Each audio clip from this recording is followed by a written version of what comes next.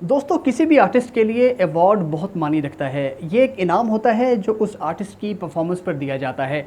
वैसे तो दुनिया में जो बड़े अवार्ड माने जाते हैं वो ऑस्कर है और ग्रैमी है, लेकिन अगर हम बॉलीवुड की बात करें तो उसमें फ़िल्म फेयर सबसे बड़ा और सबसे मुस्तनद अवार्ड है। और हर आर्टिस्ट की ये कोशिश होती है कि ज़िंदगी में उसको कम से कम एक बार फ़िल्म फेयर तो ज़रूर मिले, और अगर चले अवार्ड अगर नहीं भी मिलता तो कम से कम नॉमिनी तो मिले ना, क्योंकि उसी नॉमिनीज़ में से ही फाइनली फिर एक विनर होता है जिसको ये इनाम दिया जाता है और एक चकाचौंध होती है सारी। लेकिन देखते ये हैं कि जो बॉलीवुड का जो ये फ़िल्म फेयर अवार्ड है, इसका आखिर प्रोसेस क्या है? इसकी वोटिंग किस तरह होती है और अवार्ड ये किस तरह से दिया जाता है? किस-किस को दिया जाता है? क्या-क्या कैटेगरीज़ होती हैं इसमें, और जो नॉमिनेशंस होती हैं, ये किस तरह होती हैं? ये एक लंबा प्रोसेस है और बड़ा एक दिलचस्प प्रोसेस है। आप इसको सुनेंगे तो बड़ा मज़ा आएगा आपको, लेकिन जो हमारा मकसद है आज बात करने का वो ये है कि हमारा आपस में रिश्ता बना रहे, और उस रिश्ता बनाने के लिए सब्सक्राइब का बटन दबाना बहुत ज़रूरी होता है। जो नीचे लाल कलर का बटन आपको नज़र आएगा वो दबाइए और बेल आइकन को प्रेस कीजिए ताकि हमारा रिश्ता बन जाए और हमारा साथ बन जाए। तो जनाब, आप देख रहे हैं एंटरटेनमेंट का स्टार हाफ स्टार और मैं हूँ याहिया खलीकुज़्ज़मान। तो चलिए चलते हैं फ़िल्म फेयर की दुनिया में।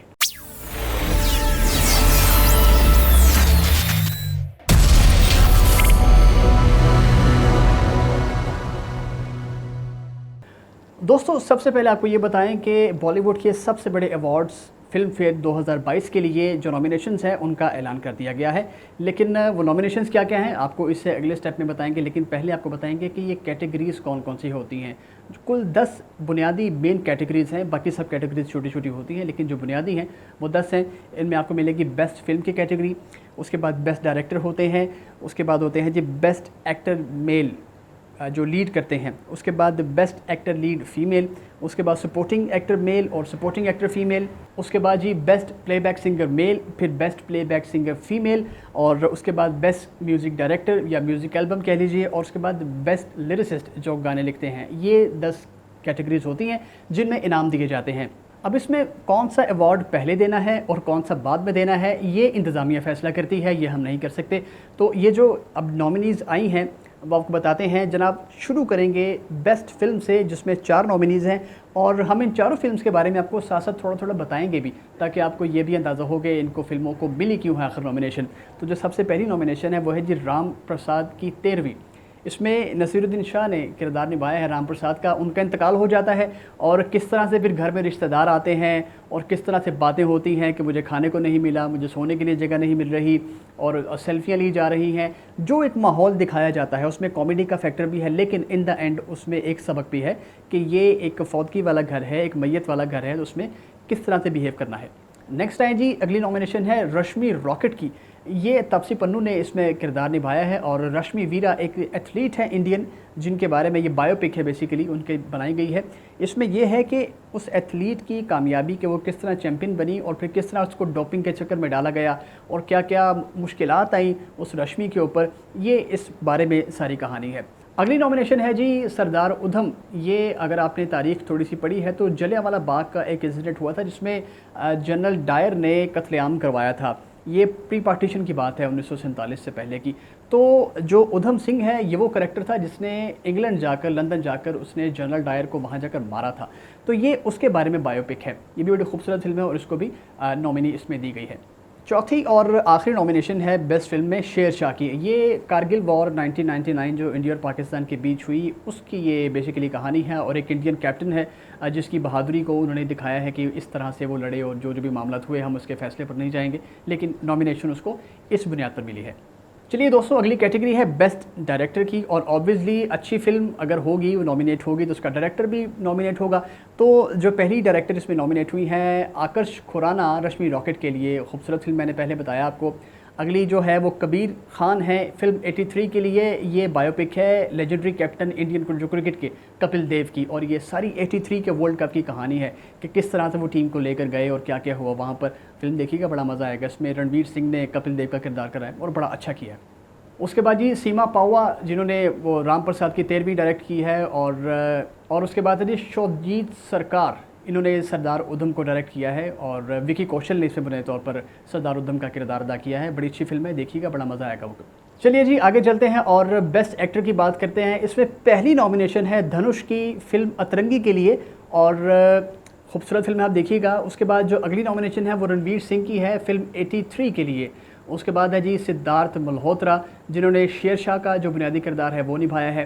फिर उसके बाद विकी कौशल हैं, जिन्होंने सरदार उधम का करैक्टर निभाया है। और इसी तरह ये जो नॉमिनीज़ हैं हमने आपको बताई हैं। अब आगे चलेंगे और आपको बताएंगे जो लीडिंग एक्टर, ये पहले लीडिंग एक्टर मेल थे, अब लीडिंग एक्टर हम फीमेल पर आ गए हैं, जो बेस्ट एक्टर जो हैं। अब उनमें क्या क्या नॉमिनेशन है, उसमें है जी 6 बेसिकली नॉमिनेशन है। कंगना रनावत है उसमें थलवी के लिए, और कियारा एडवानी है शेरशाह के लिए, कीर्ति सेनन है फिल्म मिमी के लिए। मिमी बड़ी खूबसूरत फिल्म है, अगर आप देखिएगा एक सैरोगेसी के ऊपर फिल्म बनी हुई है, बड़ा आपको मज़ा देगी, इसको देखिएगा। और उसके बाद है जी परिणीति चोपड़ा फिल्म संदीप और पिंकी फरार के लिए, Taapsee Pannu for Rashmi rocket, और विद्या बालन है फिल्म शेरनी के लिए। जी दोस्तों, नेक्स्ट आते हैं बेस्ट फीमेल एक्टर जो सपोर्टिंग रोल में होती हैं, जो हीरोइन की सहेली होती है या बहन होती है, ये वो बेसिकली किरदार होता है। तो इसमें 5 नॉमिनेशन है। Kirti Kulhari film the girl on the train के लिए इनको नामजद किया गया है। उसके बाद कौनकोना सेन शर्मा है राम प्रसाद की 13वीं के लिए, ये मेरी पसंदीदा अदाकार हैं अगर मैं आपको बताऊँ तो। और उसके बाद है जी मेघना मलिक फिल्म साइना के लिए। साइना भी बायोपिक है, उनकी बैडमिंटन एक प्लेयर हैं, उन पर बनी हुई है। अनीना गुप्ता हैं संदीप और पिंकी फरार के लिए। उसके बाद साया तुम हांकर हैं फिल्म मिमी के लिए, बड़ा खूबसूरत इन्होंने करैक्टर निभाया है, मुझे बहुत अच्छा लगा है। और अगली जो कैटेगरी आती है वो आती है जी best supporting role male actor के लिए, और उसमें अभिषेक बनर्जी रश्मि रॉकेट के लिए, मानव कौल हैं उसमें अगली कैटेगरी, और साइना में उन्होंने किरदार निभाया है। पंकज त्रिपाठी की 2 इसमें नॉमिनेशंस हैं, एक है मिमी के लिए और एक है 83 के लिए, जिसमें वो मैनेजर का उन्होंने किरदार निभाया है इंडियन टीम का, बहुत अच्छा है, देखिएगा उसको। और प्राण बंधु पांडे हैं बॉब विश्वास के लिए, और राज अर्जुन हैं थलवी के लिए। ये जो बेस्ट सपोर्टिंग एक्टर मेल की जो कैटेगरी में नॉमिनेशन हुई है ये वो मुकम्मल हुई है। आगे चलते हैं जी एक्टिंग से निकलकर और म्यूज़िक की बात करते हैं, और ये बड़ी शानदार कैटेगरी है, मेरी फेवरेट है। और बेस्ट सिंगर मेल की बात करते हैं, इसमें अरिजीत सिंह को 2 नॉमिनेशन मिली है। लहरा दो जो उन्होंने गाया फिल्म 83 के लिए, और रेत ज़रासी जो उन्होंने गाया फिल्म अतरंगी के लिए। ए आर रहमान का म्यूज़िक है ये बड़ा खूबसूरत। और फिर आते हैं जी बी पराग पर, उनका गाना है मन भरिया जो फिल्म शेरशाह के लिए है। और देवेंद्र पॉल सिंह ने गाना गाया लकीरा, ये फिल्म है जी हसीन दिलरुबा, अच्छा है सुनिएगा। जोबिन नौटियाल जिन्होंने गाना गाया राता लमिया, ये भी फिल्म शेरशाह के लिए है। अब आते हैं नेक्स्ट कैटेगरी पर बेस्ट फीमेल प्लेबैक सिंगर के लिए। तो इसमें जो पहली नॉमिनेशन है वो जी अनीस कौर, इनकी 2 नॉमिनेशन है, एक लकीरा के लिए जो कि हसीन दिलरुबा का गाना है, और एक है राता लमिया के लिए जो कि शेरशाह का गाना है। आगे है नेहा कक्कड़ नॉमिनेट हुई हैं इस बार Matlabi Yaariyan film the girl on the train के लिए। फिर उसके बाद जनाब प्रिया सारिया, इन्होंने गाना गाया कल्ले कल्ले, ये चंडीगढ़ करे आशिकी, अगर आपने फिल्म देखी हो तो उसका ये गाना है, सुना भी होगा आपने। श्रेया घोषाल मेरी फेवरेट, उसकी 2 नॉमिनेशंस हैं, एक चकाचक फिल्म अतरंगी से, और दूसरी है जी परम सुंदरी, ये फिल्म मिमी के लिए उन्होंने गाना गाया। और दोनों ही बड़े खूबसूरत गाने हैं, sort of an item numbers हैं और सूट किए हैं उनकी आवाज़ के साथ। दोस्तों अब है जी बेस्ट म्यूज़िक एल्बम, और ये भी मेरी पसंदीदा कैटेगरी है। और the king A R Rahman, इसमें उनकी 2 नॉमिनेशंस हैं, एक है फिल्म अतरंगी के लिए और दूसरी है फिल्म मिमी के लिए। अब इनको कौन हराएगा, लेकिन चलिए नॉमिनेशंस तो होती हैं। उसके बाद ही अमाल मलिक हैं जिन्होंने फिल्म साइना के म्यूज़िक दिया है। अमित त्रिवेदी हैं फिल्म हसीन दिलरुबा के लिए। सचिन जिगर हैं जिन्होंने चंडीगढ़ करे आशिकी के लिए म्यूज़िक दिया है। और आखिर में है जी शेरशाह, जिसका म्यूज़िक मुख्तलिफ म्यूजिशियन ने मिलकर दिया है। इसमें तानशिक बागची और बी पराग और दीगर ने मिलकर इसमें दिया है। तो दोस्तों ये जो नॉमिनेशंस होती हैं, अब हम इस पर बात करेंगे कि ये होती कैसे हैं और फिल्म फेयर अवार्ड शुरू कब से हुआ। तो फिल्म फेयर अवार्ड 1953 यानी कि इंडिपेंडेंस के 5 साल के बाद इसको शुरू किया गया। इसमें साल की बेस्ट बॉलीवुड फिल्म्स को अवार्ड दिए जाते हैं, जैसा हमने शुरू में जिक्र किया था। और इसका एक बड़ा ख़ास तरीका है फिल्म फेयर का कि आर्टिस्ट की जो अचीवमेंट्स होती हैं उनको शॉर्टलिस्ट किया जाता है। किस तरह एक फ़िल्म जो 1 जनवरी से लेकर 31 दिसंबर तक एक साल के अंदर आए, ये जो नॉमिनेशन जितनी भी हैं, ये 2021 में रिलीज़ हुई फिल्मों की हैं, ये आपको बता दें। तो 1 साल के बाद अगला साल जो आता है उसमें पिछले साल की पूरी फिल्मों को उसमें मैनेज किया जाता है। और इंतज़ामिया जो होती है फिल्म फेयर की, वो एक फॉर्म जारी करती है जो कि ऑनलाइन भी अवेलेबल होता है और प्रिंट फॉर्म में भी अवेलेबल होता है। ये उसमें जो शायकीन होते हैं अपनी पसंद की फ़िल्मों को शॉर्टलिस्ट करते हैं और वो भिजवा देते हैं इंतज़ामिया को फिल्म फेयर की। फिर फिल्म फेयर की एक ज्यूरी होती है कि जो उस नॉमिनीज़ को मज़ीद शॉर्टलिस्ट करती है और फाइनलाइज़ करती है। इसमें मज़े की बात ये होती है कि ज्यूरी के हाथ में वही डेटा आता है जो कि अवाम उनको देते हैं, अपनी मर्ज़ी से वो पिक एंड चूज़ नहीं कर सकते। सो ये एक शफाफियत इसमें है और शायद यही एक वजह है कि ये सबसे बड़े अवार्ड हैं। और इनकी जो इनकी शफाफियत है अवार्ड्स की, वो बताती है कि आर्टिस्ट ने कैसा काम किया है और किस लेवल का काम किया है।